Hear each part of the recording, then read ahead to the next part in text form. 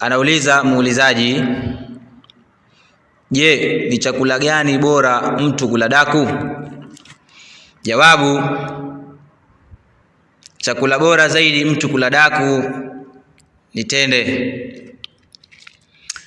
Ama chakula chingine chochote atakachokula hakuna tatizo, ila bora zaidi ni tende.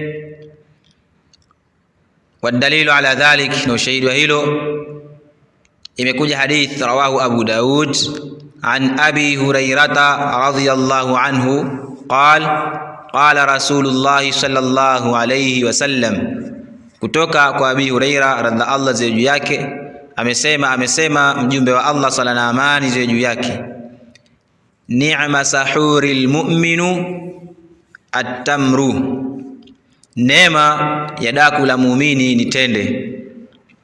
Naam, kwa hili ni jawabu la muulizaji.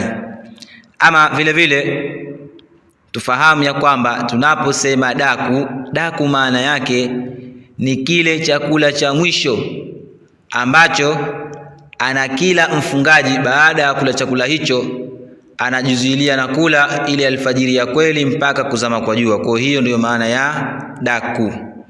Naam, wallahu ta'ala alam.